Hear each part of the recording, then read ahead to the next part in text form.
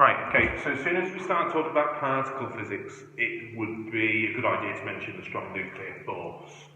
Okay, now it can be thought that there are four fundamental forces in particle physics. Some physicists would disagree with this.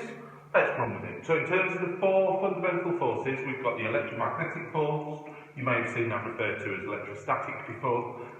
Gravitational force, which affects any two objects with mass.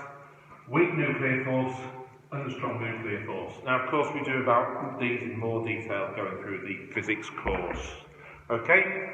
So if we think about a nucleus, here we've got a helium nucleus where we're not considering the electrons around the outside, they will experience a gravitational force, and that's because they have mass. At year 13, what we start to look at is the idea that any objects with mass will experience a gravitational force when separated by a distance, which is r squared in this. Okay? They experience an electromagnetic force due to the fact that these have charge. Okay? And what we have a look at in year 13 is the Coulomb's law.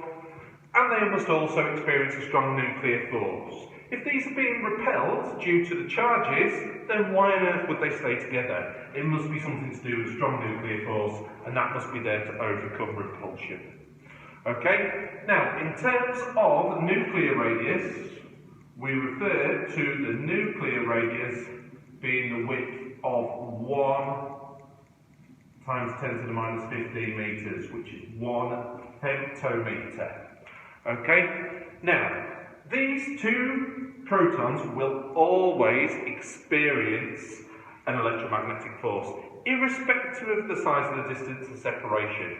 So it's an infinite range. So in terms of it doesn't matter how far you separate them, they will always experience a repulsive force, okay? And it follows an inverse square law.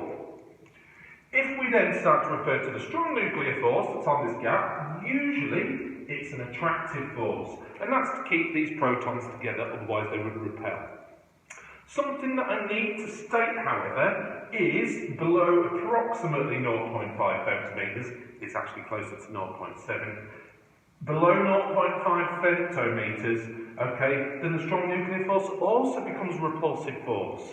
Now the reason why is there needs to be some sort of order in terms of determining the size, okay? If it was an attractive force all the time, then the protons would be pulled in closer and closer and closer, okay? We need some nuclear density to be determined and kept, which is why if they get too close, then it acts as a repulsive force instead to make sure that there's some proton distance established. Okay? Other things going on in a nucleus. Let's have a look at alpha radiation, which is when there's the emission of a helium nucleus. And let's have a look at beta emission, and that is when a neutron changes into a proton and an electron is emitted alongside an antineutrino. Okay? Now that antineutrino is new information for you. We will go through that in more detail. So, let's say we have radon, and radon emits an alpha particle. If radon emits an alpha particle, a new element will be formed, and that would be polonium in this instance.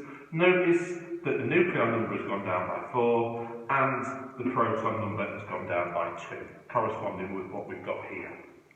If we've got carbon-14, an isotope of carbon with 2 additional neutrons to carbon-12, that will emit a beta particle, okay, as part of the nuclear process, and that would turn into nitrogen. 6 take away minus 1 is equal to 7.